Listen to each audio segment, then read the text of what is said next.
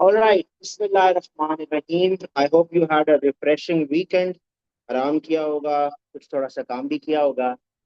Just a reminder, आपका assignment number 2 आज 12 बजे ड्यू। क्लास में जाने से पहले आप मुझे दे दीजिएगा।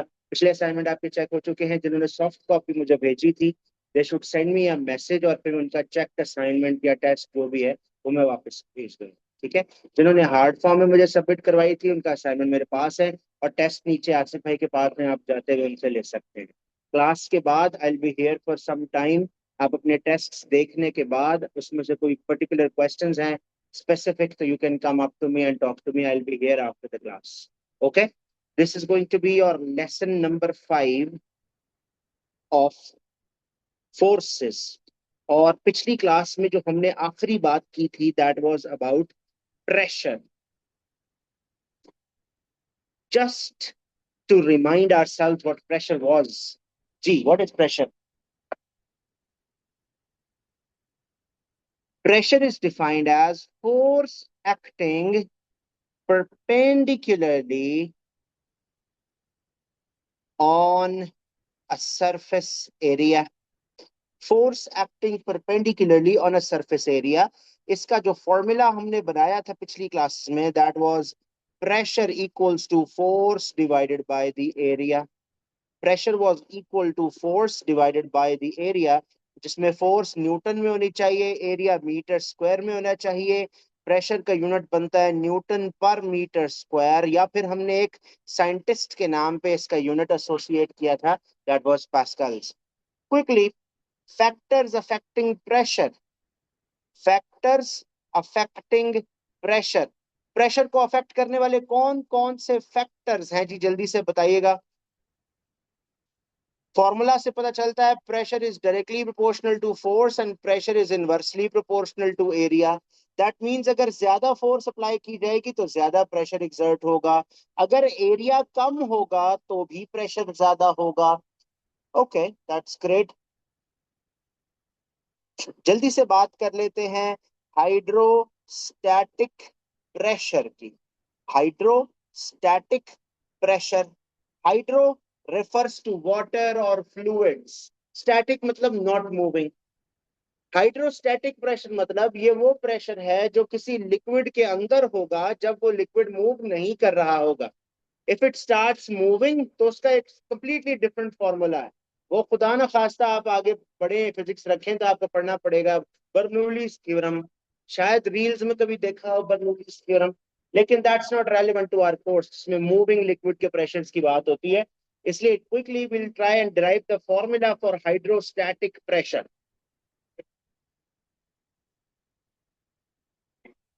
बिल्कुल ठीक कह रहे हैं। जरा डिराइव करके देख लेते हैं, क्योंकि ऐसे कुछ क्वेश्चंस आए हुए हैं जिसमें हमें फॉर्मूला की बजाय उसके अंदर की चीजों के बारे में पता होना चाहिए। Let's try and do this.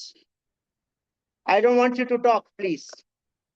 Imagine करें ये मेरे पास एक कंटेनर है और कंटेनर के अंदर एक लिक्विड मौजूद है।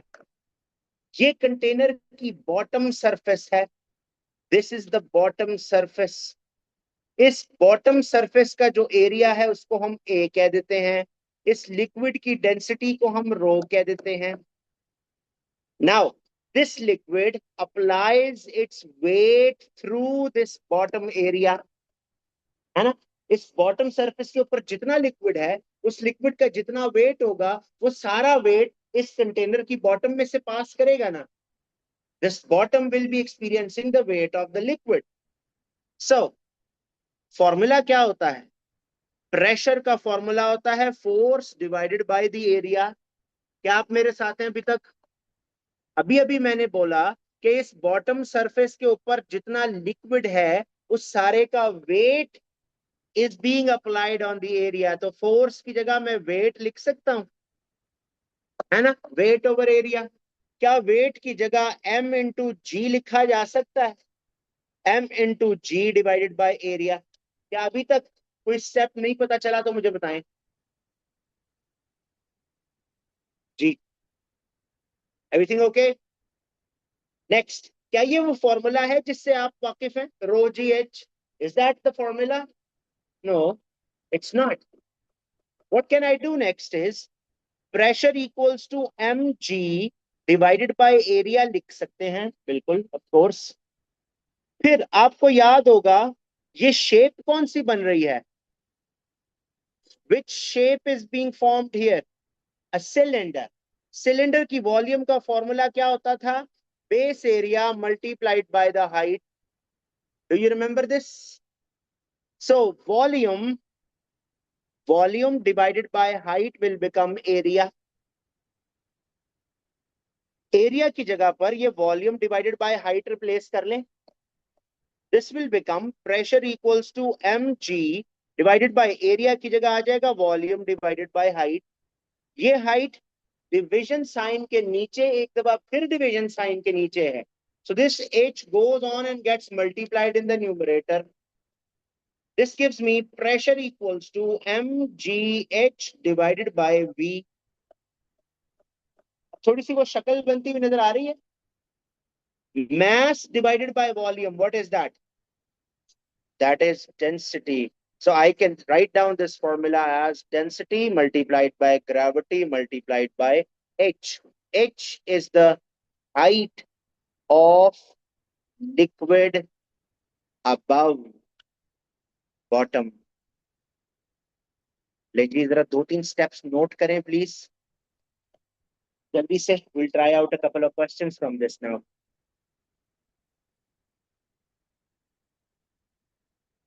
समझ आया steps?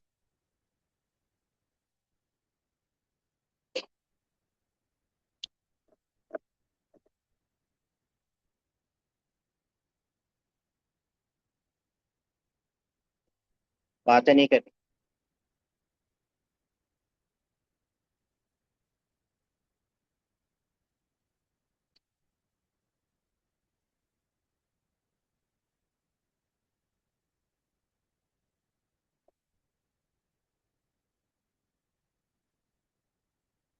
Everything on the surface of earth is surrounded by a layer of gases called the atmosphere। ये जो फॉर्मूला हमने ऊपर सीखा, pressure equals to density into gravity into height, ये सिर्फ लिक्विड्स पे अप्लाई नहीं होता, गैसेस पे भी अप्लाई होता है। इसलिए थोड़ी देर पहले मैंने एक वर्ड यूज किया था, फ्लूइड्स। फ्लूइड्स क्या होते हैं? They are a combination of liquids and gases. इन दोनों लिक्विड्स और गैसेस को मिला के अगर कभी बोलना हो तो हम फ्लूइड्स कह सकते हैं। इसी तरह अगर हम अर्थ की सरफेस को इमेजिन करें, अर्थ की सरफेस की सराउंडिंग में there are gas particles present, those gas particles are called the atmosphere। अर्थ की सरफेस के करीब ये पार्टिकल्स की डेंसिटी सबसे ज्यादा होती है, और जैसे जैसे अर्थ की सरफेस से दूर जाते जाएं इनकी डेंसिटी कम होती जाती है। क्या आप देख सकते हैं यहाँ जो मैंने सर्कल बनाया है उसकी सरफेस के करीब the molecules are much closer to each other as compare to this position. उस सरफेस से दूर जब हम जाते हैं तो गैस की डेंसिटी कम होती चली जाती है। क्या आपको इसकी वजह पता है क्यों? और आगे आगे,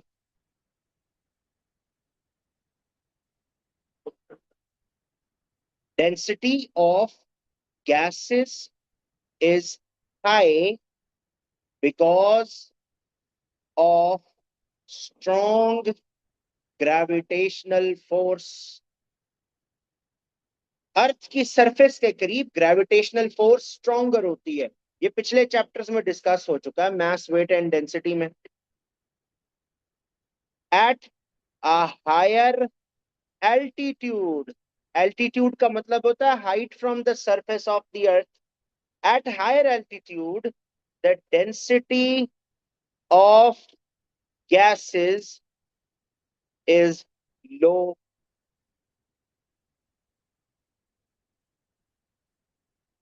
all these molecules they have mass, mass की वजह से there must be a gravitational force trying to pull them towards the surface of the earth. तो जब ये अपने वेट जितनी फोर्स अर्थ की सरफेस पे लगाएंगे, तो अर्थ की सरफेस का भी तो थोड़ा सा एरिया है ना जिसके ऊपर ये फोर्स एक्ट कर रही है। So whenever a force acts on an area, क्या चीज पैदा होती है? प्रेशर। सो अर्थ की सराउंडिंग में जितनी भी एयर मौजूद है, it ends up applying pressure on everything that is present on the surface of the earth. In fact हमारी बॉडी के ऊपर भी इस वक्त एटमॉस्फेरिक प्रेशर एक्ट कर रहा है। वो हमें फील क्यों नहीं हो रहा? फील क्यों नहीं हो रहा?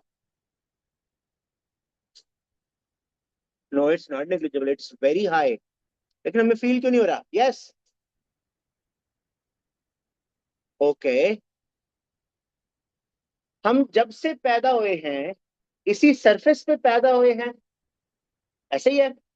In fact even when we were not born, there was atmospheric pressure acting on our bodies. So we don't know the difference. The moment this pressure stops acting on you, that's when you will know the difference. जब से आप पैदा हुए हैं तब से वो pressure आपके ऊपर अप्लाई हो रहा है, and you constantly keep breathing the same air. तो वो हवा जब आपके अंदर जाती है तो वो उतना ही आउटवर्ड्स प्रेशर लगाती है। जब बाहर से अंदर की तरफ लगने वाला प्रेशर और अंदर से बाहर की तरफ लगने वाला प्रेशर दोनों बराबर होते हैं, तो वो कैंसल आउट हो जाते हैं, उसका कोई असर नजर नहीं आता हमें। लेकिन जब हम सांस लेते हैं, when we try to breathe it in, हमारे लंग्स एक्सपैंड करते हैं। our lungs need to have some muscular strength because उन्हें इस एटमॉस्फेरिक प्रेशर के अगेंस्ट एक्सपैंड करना होता है। आपने कभी कोई गुब्बारा फैलाया है? कभी ना कभी, ऑफ कोर्स। तो उस गुब्बारे के अंदर, जो गुब्बारा पहले ऐसे लगता है, उसके अंदर जब आपको हवा भरनी होती है, व्हाट डू यू डू? सिर्फ फूंक मारने से हवा भर जाती है? क्या ये गुब्बारा सिर्फ फूंक मारने से एक्सपैंड कर जाता है? You actually have to put your lungs into it, muscles. कोई मेहनत करनी पड़ती है। क्यों? वो इसलिए क्योंकि उसकी सराउंडिंग पे एटमॉस्फेयर कॉन्स्टेंटली इसको स्क्वीज करने की कोशिश कर रहा है। So if you want this balloon to expand into something big, what do you have to do? आपको उसके अंदर वो हवा डालनी पड़ती है जिसका प्रेशर एटमॉस्फेयर से ज्यादा हो। That is why this balloon is going to expand. Everybody is with me?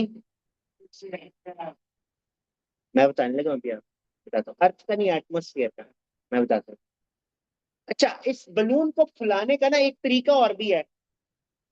एक तरीका तो ये है ना कि हम उसके अंदर हाई प्रेशर की हवा भर दें। दूसरा तरीका क्या हो सकता है?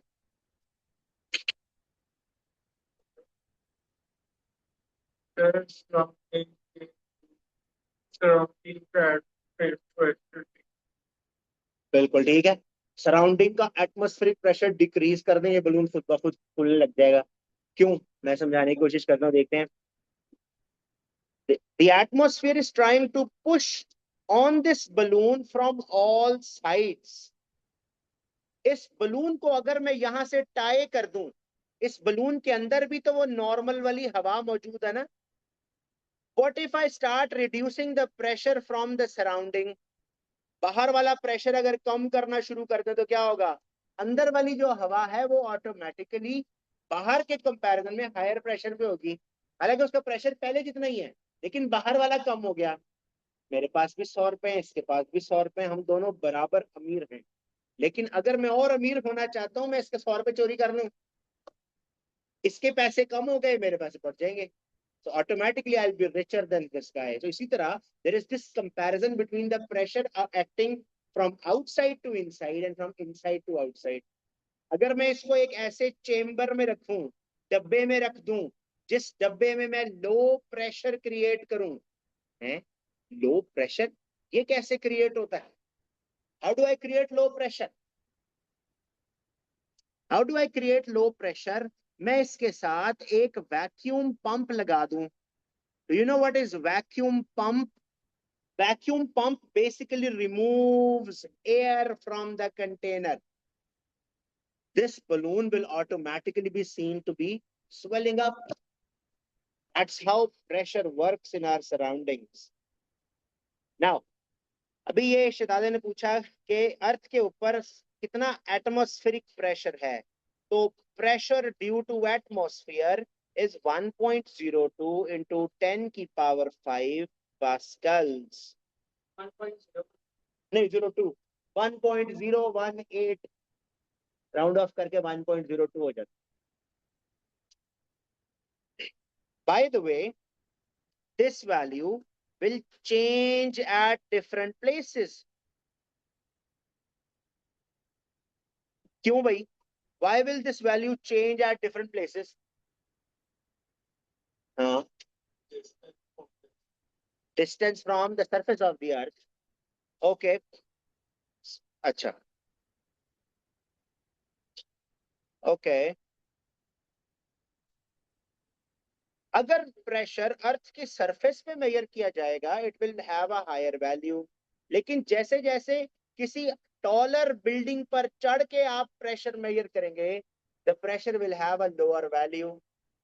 Okay, so this 1.02, it's not going to be the same everywhere. So you don't have to memorize this value. In some places, it is 100,000 Pascal as well. In some places, it is even less than that. It's all right. तो हम एक approximate value को अपने ध्यान में रख लेते हैं। वैसे तो जब भी क्वेश्चन में चाहिए होगा वो गिवन होगी वैल्यू। ठीक है, मेमोराइज करने की जरूरत नहीं पड़ी। ऑल राइट,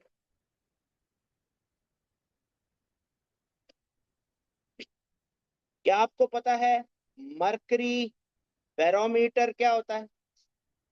मरकरी बैरोमीटर, हम पाकिस्तानी हम बैरोमीटर बोलेंगे। Mercury barometer, it is an instrument that uses mercury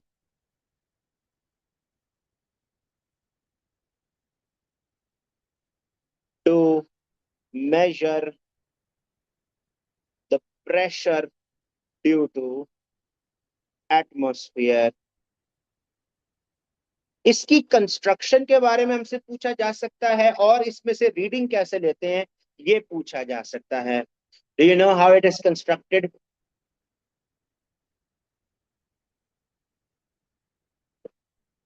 हमारे पास एक छोटी सी डिश होती है, उस डिश के अंदर मरकरी होता है। मरकरी क्यों, पानी क्यों नहीं यूज कर सकते? Mercury is the only metal liquid at room temperature. Also mercury has a very high density. तो ये एक ऐसा लिक्विड है जिसकी डेंसिटी बहुत ज्यादा होती है। इसका क्या फायदा है सर? अभी थोड़ी देर में पता चल जाता है। हाँ जी, फरमाइए। क्वेश्चन, हम एक ट्यूब लेते हैं, इस ट्यूब के ऊपर हमने ग्रेजुएशंस बनाई हैं। ग्रेजुएशंस का मतलब एक स्केल बना लिया है। ये एक 1 मीटर लॉन्ग ट्यूब है। इस 1 मीटर लॉन्ग ट्यूब को भी हमने ऊपर तक मरकरी से भर रखा है। इसको जल्दी से इन्वर्ट करेंगे इस तरह that the mouth of the tube is quickly under the liquid level without allowing any air to escape in the tube। मतलब इस ट्यूब को इतनी जल्दी से उठा के ऐसे इन्वर्ट करना है कि इस ट्यूब के अंदर से कोई लिक्विड बाहर ना आ सके, क्योंकि अगर लिक्विड बाहर आ गया तो फिर एयर अंदर चली जाएगी। इस ट्यूब को इतनी क्विकली उठा के इन्वर्ट किया जाता है कि इसके अंदर कोई एयर बबल ना जा सके। क्यों, अभी पता चल जाता है। ये वो डिश है जिसके अंदर मरकरी था और हमने ये इस ट्यूब को क्विकली इसके अंदर इन्वर्ट कर दिया। गौर से देखिएगा, यहां से there will be atmosphere trying to apply pressure on this open liquid. और इस ट्यूब के अंदर भी तो बहुत सारा लिक्विड है। That liquid because of gravity will try to come out. ऐसे ही है। लेकिन एक वक्त आएगा ये लिक्विड जो यहां तक भरा हुआ था, आहिस्ता आहिस्ता कम होते होते एक सर्टन लेवल पर आकर रुक जाएगा। इसकी क्या वजह है भाई? ये लिक्विड रुक क्यों गया है? जी।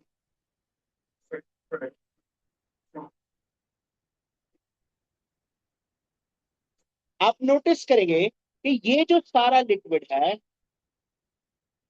ये इस ग्रीन वाले पॉइंट पे एक प्रेशर अप्लाई कर रहा होगा ना, क्योंकि इसके ऊपर ये सारा लिक्विड मौजूद है।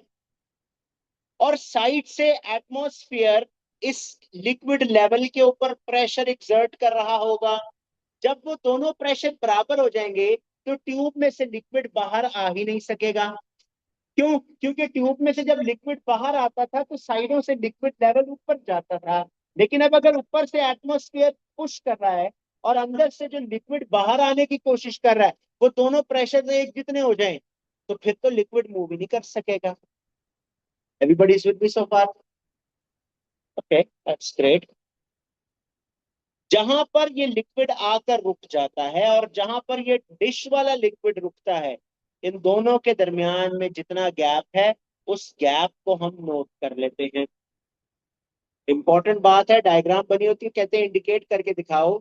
ये मरकरी बैरोमीटर से रीडिंग लेने के लिए हमें कौन सी हाइट की जरूरत है? तो वो पता होना चाहिए दोनों लिक्विड लेवल्स के दरमियान की हाइट की जरूरत है। फॉर नॉर्मल एटमॉस्फेरिक प्रेशर, जब नॉर्मल एटमॉस्फेरिक प्रेशर होगा तो ये एच की वैल्यू कितनी होगी?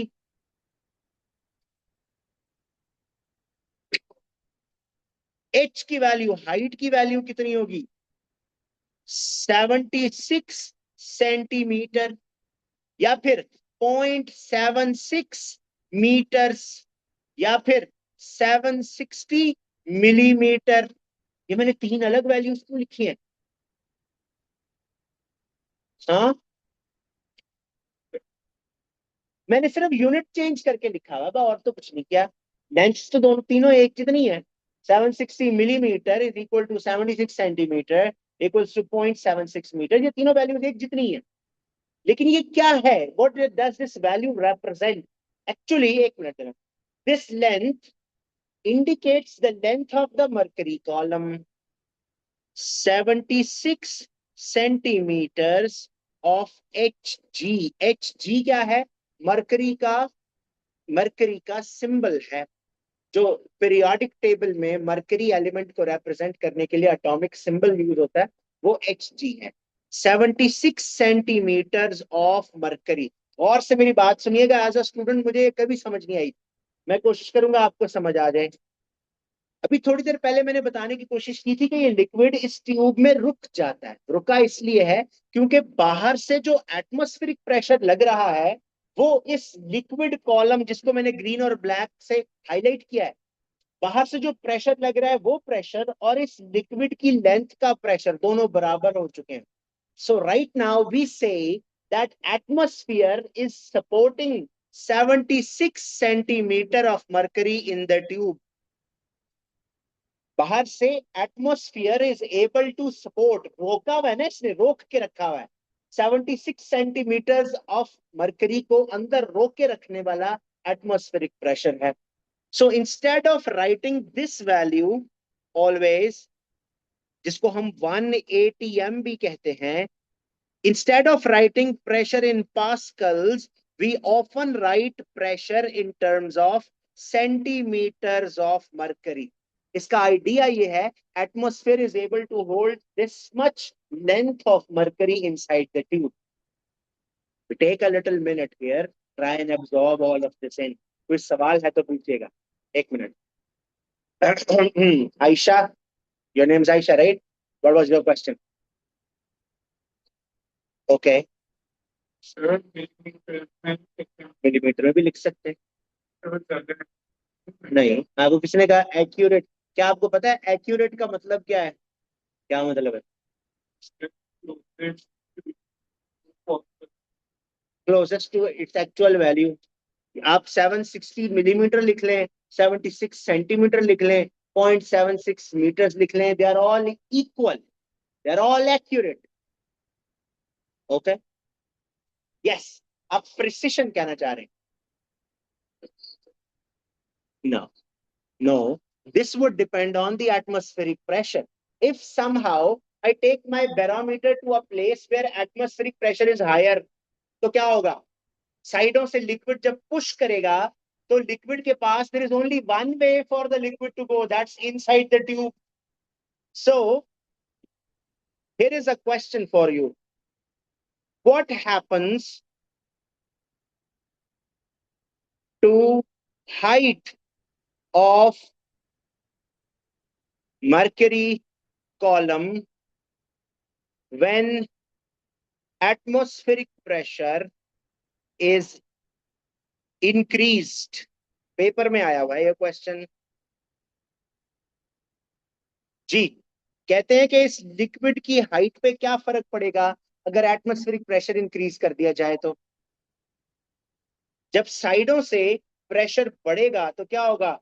ये वाले जो लिक्विड लेवल्स हैं साइड वाले, they are going to drop down, है ना? तो लिक्विड गया कहाँ? Liquid is going to move in the tube, up the tube. What will happen to it? So the answer will be height increases. अगर इसका उलट कर दिया जाए, if I take it to a 100-story floor, 100-story building, what will happen to the height of the liquid column? Why? Because साइडों से लगने वाला एटमॉस्फेरिक प्रेशर कम हो जाएगा, more liquid will be able to escape the tube, जिससे height is going to decrease. Is that okay? जी, हाँ जी, कुछ नहीं. एक क्वेश्चन मेरे जहन में आ रहा है. I absolutely hate this question but important है तो कर लेते हैं. Describe N experiment to prove that pressure due to a liquid acts perpendicular to surface. शायद आपके प्रमोशन एग्जाम्स में या दिसंबर टेस्ट वगैरह में ये क्वेश्चन आया हुआ हो. एक थैली बनी होती है, एक्सपेरिमेंट डिस्क्राइब करना है जी.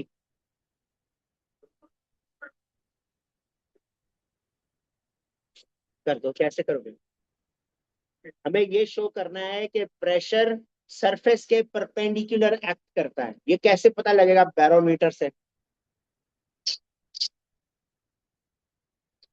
नहीं, no idea.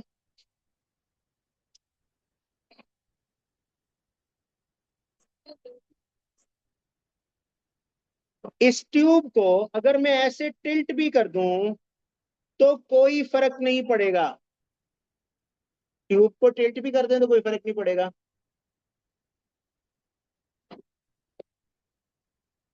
Describe an experiment to prove that pressure due to liquid acts perpendicular to surface.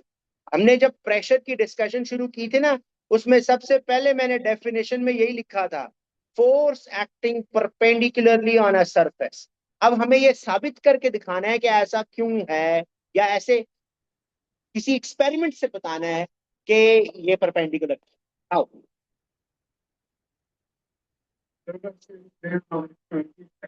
बता दें. कोई चीज विजुअली नजर आनी चाहिए कि परपेंडिकुलर. ये जो ये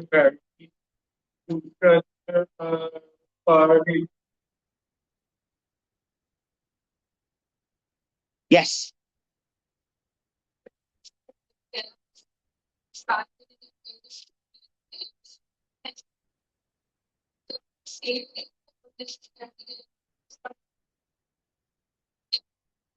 कैसे पता चलेगा? You need an observational output.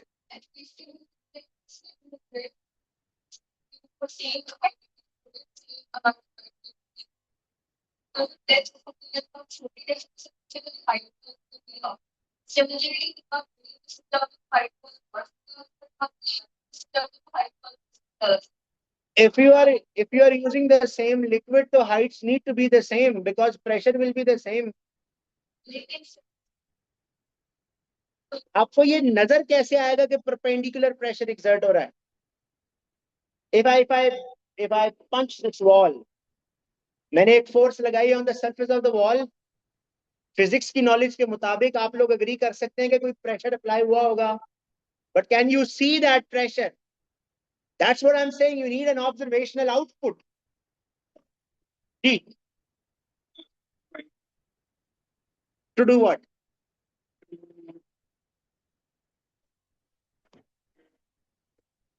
How?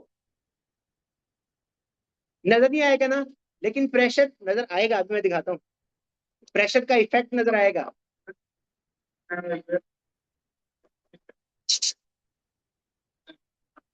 ऊपर नीचे हो जाएगा?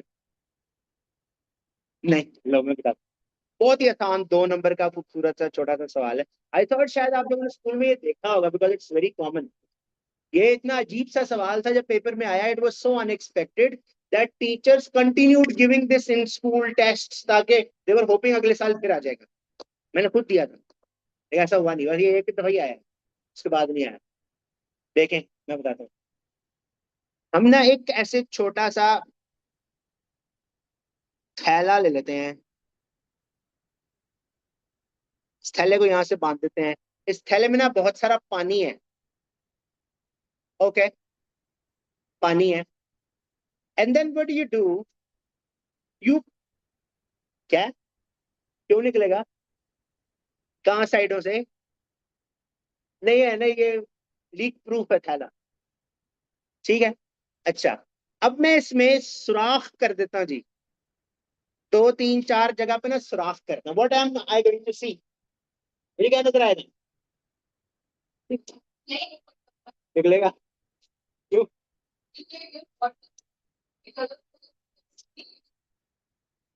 चल, ठीक है, बात ठीक करनी है।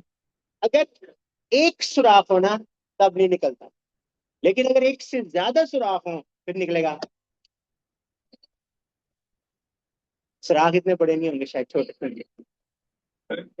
You need atmosphere to press on it. आपने वो देखा, पानी का कूलर अगर ऊपर से टाइटली बंद कर दो तो नीचे से पानी नहीं निकलता, ऊपर से थोड़ा सा ढीला करना पड़ता है। वो इसलिए because you want atmosphere to press on the liquid. आप यहाँ से थोड़ा सा ढीला कर दें, ऊपर से ऐसे लिक्विड आना शुरू, एटमोस्फेयर आना शुरू होगा। आप नोटिस करेंगे that a stream of water will escape the walls. जितने सुराख हैं, उन सुराखों में से there will be a stream of water, पानी की एक धार सी बाहर निकलेगी। Near the surface of this container, you will see that water is exiting perpendicular to the surface. पानी का जो सरफेस से बाहर निकलना है, ये ऑब्जर्वेशनल है, आंखों से नजर आएगा। यही तो मैं कह रहा था, लिक्विड प्रेशर परपेंडिकुलरली एक्सर्ट होगा, तभी लिक्विड परपेंडिकुलरली बाहर निकलेगा। हाँ, लिक्विड बाहर क्यों निकल रहा है? Because of the liquid pressure. Okay, इतना आसान था। हाँ जी, ऐसी नई डायग्राम बनी हुई थी, क्वेश्चन में डायग्राम बनी हुई थी। हम इसका, हाँ, थैली की, हाँ, ऐसी थैली बनी हुई थी। ले जी, आंसर लिखते हैं। prick small holes in the walls of a container holding water. Water is seen to efflux perpendicular to the surface of the container. तो 2 नंबर के लिए बस इतना तो जवाब लिखते हैं। जब उस शॉपर में सुराख किए जाएंगे तो वो लिक्विड शॉपर के सरफेस के करीब हमेशा परपेंडिकुलरली बाहर आता हुआ नजर आएगा। बाद में वो ग्रेविटी की वजह से कर्व हो सकता है, डजंट मैटर, लेकिन शुरू में it will be perpendicular to the surface. देख के पता चलेगा। फिर से बोलो। हाँ हाँ। वो जो एक मशीन सी होती है, यू प्रेस ऑन इट, आगे से पानी। देखिए, there is so much mechanism involve कि वो पानी उसके अंदर से होके बाहर आया, आपको नहीं पता कि वो पानी खुद परपेंडिकुलर निकला है या अंदर मैकेनिज्म की वजह से उसको परपेंडिकुलर किया गया है। आपको तो नहीं पता इसके अंदर क्या हो रहा है। यहाँ पर देर इज नथिंग हिडन। पानी जब सरफेस से एफ्लक्स होता है, बाहर निकलता है, उसी वक्त आप उसको देख सकते हैं परपेंडिकुलर। जी फरमाइए। Efflux, EFLUX। ये एक ऐसा खास लफ्ज है जो किसी लिक्विड के बाहर निकलने के लिए इस्तेमाल किया जाता है। ठीक है। लो भाई, एक क्वेश्चन जरा मेरे लिए सॉल्व करेंगे प्लीज। कॉपी पेंसिल कैलकुलेटर निकाल लें।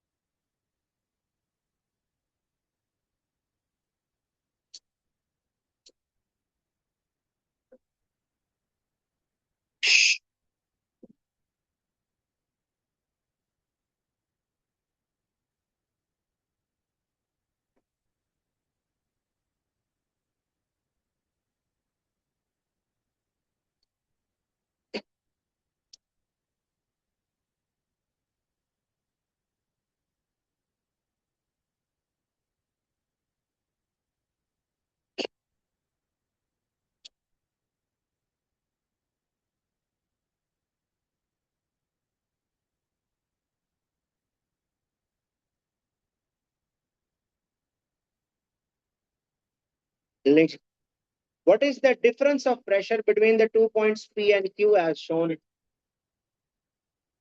ये कैलकुलेट दोनों। 2 marks।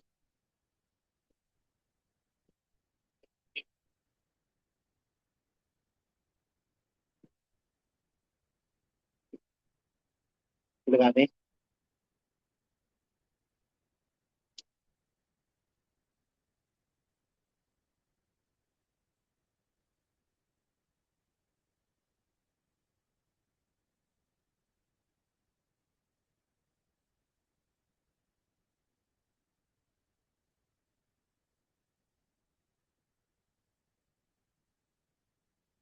डेंसिटी गिवन है 1050, ग्रेविटी गिवन है 9.81, और डिफरेंस ऑफ हाइट कितना है? 18 - 5, दैट मेक्स इट 13। इसको डिवाइड करना पड़ेगा 100 से। क्यों 100 से, क्यों? क्योंकि सेंटीमीटर में है ना लेंथ, मीटर्स में कन्वर्ट करने के लिए 100 से डिवाइड करना पड़ेगा। सॉल्व कर लेते हैं। क्या? 18 में से 5 को माइनस करके 13 आया ना।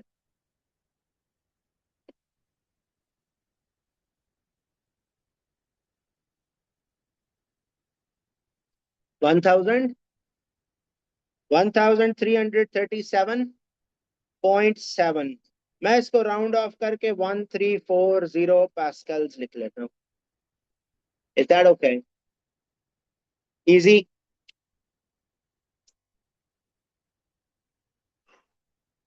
एक आखिरी सवाल है, उसके बाद अपनी क्लास को कंक्लूड करेंगे हम।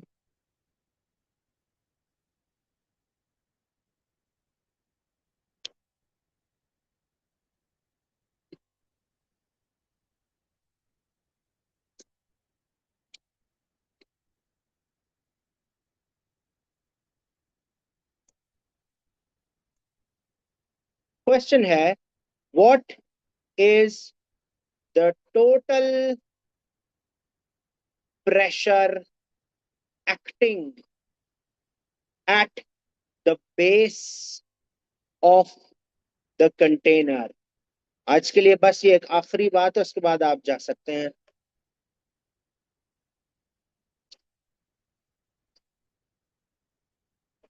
ये है बेस ऑफ द कंटेनर। जी जी, लिक्विड है और क्या है? What is the total pressure? Total pressure,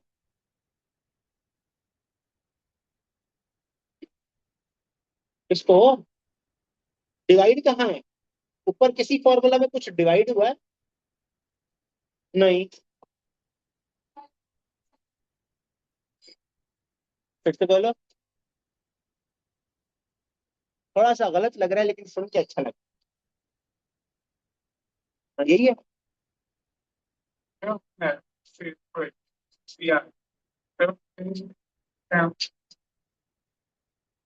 देखेंगे, आपको ये आइडेंटिफाई करना है, क्वेश्चन आपसे लिक्विड प्रेशर नहीं मांग रहा, the question demands total pressure. इसका क्या मतलब है? इस ये बेस के ऊपर ना ये सारा लिक्विड भी प्रेशर अप्लाई कर रहा है और यहां से एटमॉस्फेरिक प्रेशर भी उसके ऊपर एक्ट कर रहा है। So the total pressure is going to be liquid pressure plus the atmospheric pressure. Liquid pressure होता है density into gravity into height of the liquid plus the atmospheric pressure. Density है 13,400, gravity है 9.8, height है 0.5। क्यों? ये 50 centimetre को 100 से divide किया तो मीटर्स में आ गया, प्लस एटमॉस्फेरिक प्रेशर था 1.02 इंटू 10⁵। आप इन सब को सॉल्व करके बता दे क्या आंसर है। 167727। बस, okay, this might probably be the answer। क्या आपने कभी ये एक्सपीरियंस किया कि अगर आप स्विमिंग पूल के अंदर जाते हैं तो you feel this force on your chest और rest of the body? That is because water also applies a pressure on your chest. जब आप पानी से बाहर थे उस वक्त you are just accustomed to the atmospheric pressure on your body, लेकिन जब पानी के अंदर जाते हैं तो उस एटमॉस्फेयर के अलावा लिक्विड प्रेशर भी आपके ऊपर एक्ट करना शुरू कर देता है। आज के लिए बस इतना ही। आपने अगर अपना असाइनमेंट ऑनलाइन सबमिट करवाया था, send me a message and I will send you the checked copy of it. मेरे पास यहाँ पर कुछ चेक्ड असाइनमेंट्स पड़े हैं, नीचे आपके टेस्ट हैं, जाते हुए आप रिसीव कर सकते हैं। I am still here for 10-15 minutes, you can come and discuss your issues with me. Thank you very much. Allah.